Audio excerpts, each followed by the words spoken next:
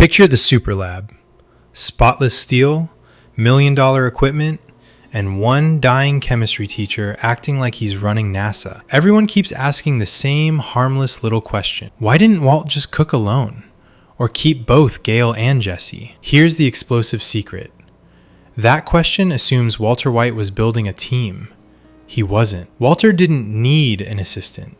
He needed three things: an audience to worship the genius, a hostage to keep the loose ends close, and a human shield to stand between him and consequences. And Jesse Pinkman, messy, emotional, unreliable Jesse, was perfect for all three. Because Gail was competent, respectful, stable, which is exactly the problem. Gail didn't just help Walt cook. Gail made Walt replaceable. A hand-picked chemist who could learn the formula, take over the lab, and quietly erase Walter White from the equation. So when Walt pushes Gail out and drags Jesse in, it's not compassion. It's not loyalty. It's strategy with a halo. And once you see that, every two-man job complaint, every panic attack about bugged rooms, every precious tantrum about my formula stops looking like stress. It starts looking like control. Now watch what happens when Gus realizes Walt isn't an employee. He's a hazard. The fantasy of Walter White running a tidy three-man atelier in Gus Fring's super lab, Walt at the center, Gail Bedecker humming contentedly in the background, Jesse Pinkman doing the heavy lifting, sounds almost reasonable, which is exactly why it never had a chance. The question is not merely why Walt did not keep both Gail and Jesse as assistants. The real question is why this operation, built on absolute control and surgical risk management, would ever indulge a staffing arrangement that multiplies personalities, loyalties, and variables for the sake of convenience. This is not a graduate seminar. This is a criminal enterprise with a payroll. Start with the simplest answer, the one nobody wants because it lacks drama. The job is designed as a two-person workflow, and paying for a third body is an unnecessary expense when the product is already being produced at premium purity for a premium market. An operation like Gus's does not become lucrative by sprinkling extra salaries around for team spirit. Yes, it is also true that Gus is not the one paying Jesse in the early Superlab arrangement. Jesse's money comes out of Walt's share, but that technicality does not magically make the cost disappear. If the enterprise is structured for two cooks, adding a third is not free, even if the money is siphoned from the existing cut. It is an added risk, an added mouth, an added point of failure. In other words, an added reason for Gus Fring to say no. And yet there is the tempting counterpoint. Gus's margins are astronomical. At one point, the operation is described in terms that make Walt's million-dollar payout look like pocket change. Figures in the neighborhood of tens of millions per month, flowing upward while Walt receives a comparatively modest slice. The argument practically writes itself. If Gus can earn that kind of money, surely he can afford one more cook. Of course he can afford it. The mistake is assuming that can afford and is willing have ever belonged in the same sentence for Gus Fring. A man does not build a vast distribution network, a secret underground laboratory, and a reputation for discipline by casually accepting slightly less profit as the price of keeping one chemist emotionally comfortable. Massive revenue does not create generosity. It refines greed into policy. Gus does not lose a fraction of income just for another cook, because he does not lose fractions if he does not have to. The second answer, more strategic and less sentimental, is the one the Superlab itself keeps under fluorescent lighting. Gail was never simply an assistant. Gail was an insurance policy with a lab coat. He is introduced as a partner, yes, but he is also Gus's hand-picked chemist, someone cultivated and groomed for precisely this role. The arrangement is not Walt needs help. The arrangement is Gail needs to learn. The long-term plan is as subtle as a metronome. Walt arrives, produces the desired purity, and teaches the process until he is no longer required. In that version of the story, Walt and Jesse are not permanent fixtures. They are transitional equipment. The moment Gail can replicate the product reliably, Walt becomes expendable. Jesse, being tied to Walt and lacking the temperament of a stable professional, is also disposable. The notion that Gail's presence is a harmless convenience misunderstands why Gus hired Walt at all. Not because Gus wanted Walt's companionship, but because Gus wanted Walt's formula. There is debate about how quickly that replacement plan solidified. One interpretation holds that Gus initially hires Walt for a fixed term, 3 months, without immediate intent to kill him, because the enterprise does not habitually murder employees who do their jobs without complication. In this view, the learn as fast as possible so Walt can be eliminated urgency only spikes once Walt and Jesse become chronic liabilities, insubordination, impulsive violence, messy interpersonal drama, and the kind of chaos that makes even a well-insulated criminal executive reach for aspirin. Under that reading, Gus does not start with the knife out. He sharpens it as the problems accumulate. Another interpretation is less charitable and probably closer to Gus's actual temperament. The entire architecture is built for Gail to take over, and Walt is always a temporary instrument, useful, brilliant, and ultimately replaceable. The fact that later canon emphasizes Gus's deliberate cultivation of Gail for an eventual superlab role only makes that conclusion more obvious. Whether the switch is immediate or merely inevitable, the destination does not change. Gail exists so that Walt does not. Which brings the why not both assistants idea into focus. Keeping Gail and Jesse together under Walt sounds collaborative, until one remembers that Gus's definition of collaboration is everyone obeys. Gail is deferential, brilliant, and methodical. Jesse is volatile, insecure, and unpredictable, especially in the period when he is trying to prove he belongs in a world that keeps telling him he does not. Putting them in the same room is not synergy. It is an experiment in component failure. The personality contrast is so stark, it can be explained in a single, painful metaphor. Jesse is club dance chaos. Gail is jazz discipline. One is an emotional amplifier. The other is a metronome with a conscience.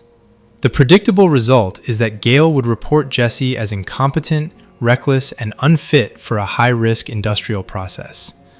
The less predictable result is that Gail, who consistently approaches others with respect and curiosity, might actually attempt to teach Jesse without contempt, because he rarely displays anger or annoyance. Both outcomes threaten Gus's preference for stability. If Gail complains, Jesse becomes a problem. If Gail mentors, Jesse becomes more capable, which makes Walt more complicated to remove. Either way, adding bodies creates complications. Gus does not pay for complications. Then there is Walt's role in sabotaging any clean arrangement. Walt is not an innocent technician begging for help. Walt is a pride machine wearing cancer as a moral waiver. The Superlab exchange mostly reveals that what Walt wants is not merely assistance, but dominance. He wants an assistant who does not challenge him, a partner who does what he says, a witness who validates his brilliance. The line is stated plainly.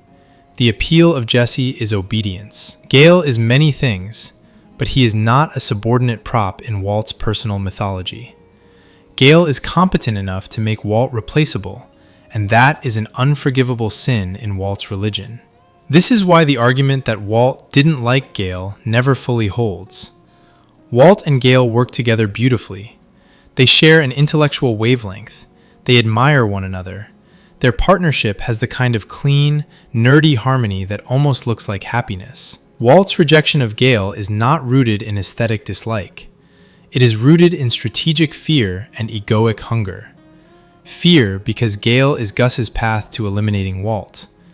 Hunger because Walt prefers a partner he can shape, scold, and control. Someone who reinforces that Walt is the sun around which everything else orbits. Gail's competence is a threat. Jesse's mess is an opportunity. The most practical explanation for an assistant is also the one that punctures Walt's self-image. The work is physically and operationally intense. The Superlab is not a classroom beaker setup. It involves machinery, heavy barrels, time-sensitive procedures, constant sanitation, and the kind of repetitive labor that turns genius into employee. Walt may be the brain, but he is not especially strong at the manual work. There is a memorable moment where he struggles with equipment, like operating a forklift to move methylamine barrels, and insists it is a two-man job. Some read that insistence as pure necessity. The workflow is genuinely too heavy, too time-sensitive, and too risky for one person to manage consistently. Two sets of hands reduce fatigue, speed up steps, and limit mistakes. Others read it as theater.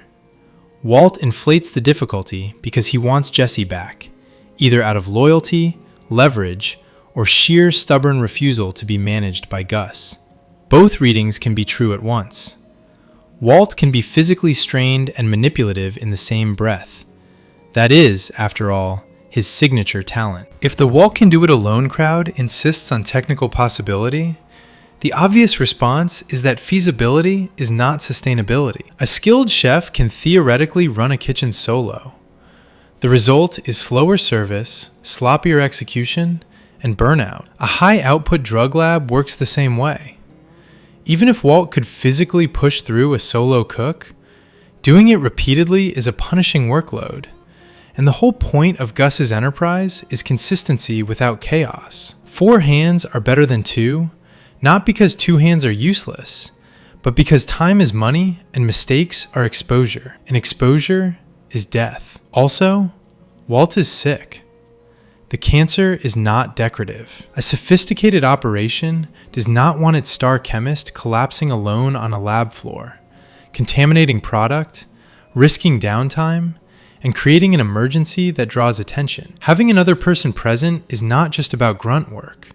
It is risk containment. If something goes wrong with Walt's health, someone needs to respond immediately. Gus, who treats human beings as assets, would still prefer his asset not die inconveniently in the middle of production. So why Jesse at all, especially early on? Because Walt does not start as a drug world operator. Walt understands chemistry.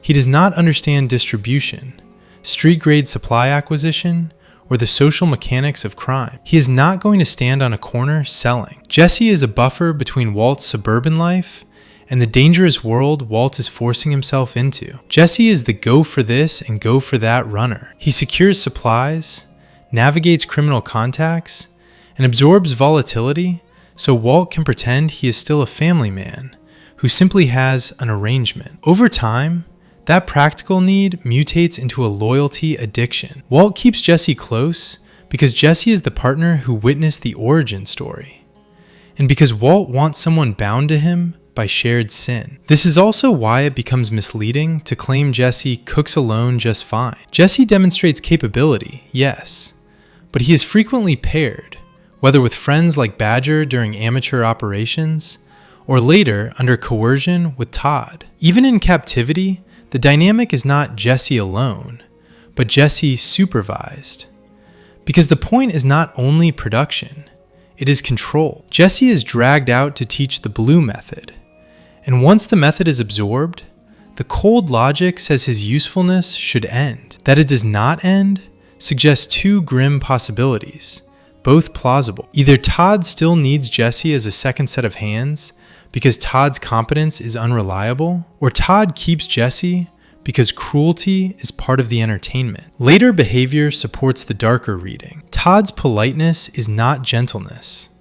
It is entitlement wrapped in manners. If the assistant question exposes the mechanics of labor, it also exposes the uglier mechanics of Walt's relationships. Walt's treatment of Jesse is not simply strategy. It is a toxic attachment. There is genuine care in it, distorted through manipulation and ego. Walt repeatedly prioritizes Jesse over other interests, sometimes even over the stability of his own family life. Not because Walt is noble, but because Walt sees Jesse as his failed student finally showing promise. Jesse becomes proof that Walt can create something. Product, legacy, devotion. that outlives the small humiliations of his earlier life. It resembles a father-son bond only if one ignores that it functions like an abusive partnership. Affection used as leverage, protection offered with conditions, loyalty purchased and then weaponized. Those dynamics also explain why the idea of quietly eliminating Jesse, say in a hospital bed, feels logical to some observers and still does not happen at that point in the story. By then, Walt has already crossed lines, and the argument goes that conscience would not stop him. But Walt's calculus is not purely moral. It is relational. Jesse can be controlled, bargained with, soothed, punished, retrieved. Gale, ironically, is the bigger existential threat, because Gale represents a clean replacement. Jesse is dangerous, yes, but in a way Walt believes he can manage through their bond. Gale is dangerous because Gale makes Walt unnecessary. Walt can tolerate a wild card. Walt cannot tolerate irrelevance. That same instinct surfaces in the financial dispute that sparks Jesse's resentment. Jesse does the math, realizes the payout structure feels unfair, and confronts Walt. Walt panics and shuts it down, allegedly because the room may be bugged. There is a missed opportunity here, one that highlights Walt's persistent inability to treat people with respect and clarity. A straightforward explanation exists: economies of scale. As the operation grows, manufacturing costs becomes less central than distribution, bribery, secrecy, laundering, infrastructure, and the years of investment required to build a network that can move product without collapsing under law enforcement pressure. Gus carries enormous overhead, a costly underground lab, an entrenched supply chain, and a trust-based empire that took years to assemble.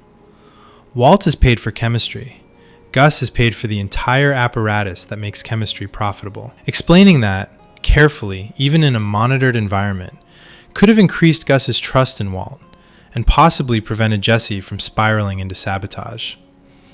But explaining would require patience, and patience is something Walt hoards only for himself. Of course, there is a harsher reading. Attempting to explain complex systems to Jesse is often futile. Others try. Jesse often responds emotionally, not analytically. Even when the topic is simpler than international scale drug logistics, money laundering, for example, explanations slide off him until consequences force comprehension. By this stage, Walt is also tired of teaching Jesse anything that does not directly flatter Walt's sense of authority. He wants obedience, not understanding. It is difficult to build a stable partnership with someone who treats clarity as optional. The pattern repeats in the broader, almost comically avoidable tragedy of Walt's life. There were exits. There were always exits. The myth sold to casual audiences is that a desperate man with cancer turns to crime because no other option exists. The actual story is more embarrassing. Early on, Walt is offered a respectable lifeline, employment, benefits, support, through the very people whose money could have solved his medical and family security fears. Accepting that help would not have made him a kingpin, but it would have kept his family intact and his hands clean. Refusing it reveals the truth. The driving force is pride. Walt wants the money, yes, but more than that, he wants to feel he earned it, that he seized it, that he authored his own rescue. He would rather become a criminal than accept assistance that bruises his ego. This is not necessity. It is vanity with a body count. That vanity invites a grim thought experiment. At what point could Walt have walked away and still been forgivable? Some draw the line early, after the first violent deaths, when reality makes it obvious this is not a harmless cook-and-sell hustle. The deaths of Crazy 8 and Emilio should have been the alarm bell. This world is inseparable from violence. At that moment, the ethically sane move would have been to crawl back to legitimate help, accept humiliation, and keep breathing without destroying others. Others set the forgiveness point later, after a major victory, after Gus's death, after the moment when Walt could claim the threat was resolved and stop escalating. The problem with every proposed redemption exit is that redemption requires wanting to be redeemed. Walt does not. He wants to win. He wants to be right. He wants to be recognized. This obsession also colors the seemingly simple question of why Jesse steals meth despite being rich. Money alone does not immunize against compulsion, self-sabotage, boredom, addiction, or the need to feel agency in a life where agency has been stripped, manipulated, or outsourced. The pennies on the dollar irrationality is the point. Jesse's behavior is rarely about rational finance, and frequently about emotional survival and rebellion. Wealth does not fix the damage, it just funds new ways to express it. So the tidy managerial alternatives, Gus letting Walt and Gale work in shifts, for example, sounds smart until examined through the lens of these personalities. The proposal is elegantly simple. Walt takes a day shift with Jesse, Gale takes a night shift, everyone is transparent, and the enterprise remains stable. Gus could present it as continuity planning. Train Gale properly, protect the equipment, maintain purity, prepare for Walt's eventual decline, and keep Walt's legacy alive rather than letting the formula die with him. It is the sort of rational compromise a real executive might attempt. But the show is not about rational executives solving human problems with policy memos. It is about a rational executive underestimating how irrational Walt is. Because Walt does not merely want to cook. Walt wants ownership. He wants control over who touches the process, who gets credit, who has proximity to his genius. A shift system still ends with Gale trained and Walt replaceable, which is Walt's nightmare wearing a sensible timetable. Walt's paranoia would not evaporate just because Gus asked nicely. The threat remains. Someone else can do what Walt does. Walt can tolerate many humiliations, but not the humiliations that imply he is not singular. And then there is Gus's own blind spot. Gus is brilliant, but his brilliance has limits. He underestimates Walt. He expects cancer, time, and discipline to take care of the problem. He expects that Walt, being fragile and desperate, will follow orders. He does not fully grasp that Walt will lie, cheat, provoke, and burn down any structure that makes him feel managed. Gus's mistake is not intelligence. It is arrogance. The belief that Walt is just another asset. Walt is not an asset. Walt is a grievance looking for a stage. Put all of this together and the assistant carousel, Jesse, Gale, Todd, stops being a logistical question and starts being a character diagnosis. Walt's need for an assistant is sometimes practical, sometimes strategic, and sometimes an excuse to avoid being alone with his own limitations. Jesse's presence is both useful and emotionally gratifying. He brings street connections early, labor later, and devotion throughout. Gale's presence is professionally ideal and existentially intolerable. He is competent, respectful, and therefore dangerous to Walt's supremacy. Gus's staffing decisions are not about kindness or mentorship. They are about continuity, control, and profit. The Superlab is not a workplace. It is a chessboard, and every assistant is a piece positioned to protect the king, until the king decides he would rather flip the board than share the spotlight. In the end, the most revealing question is not why Walt could not have two assistants. It is why anyone ever believed Walt wanted a stable arrangement at all. Stable arrangements require humility, trust, and respect. Qualities Walt treats as optional accessories for lesser men. The tragedy is not that the system fails to accommodate Walt. The tragedy is that the system ever tried. Thanks for watching. If you want more deep-cut character autopsies like this, hit subscribe before the algorithm whacks this video. I'll see you in the next breakdown.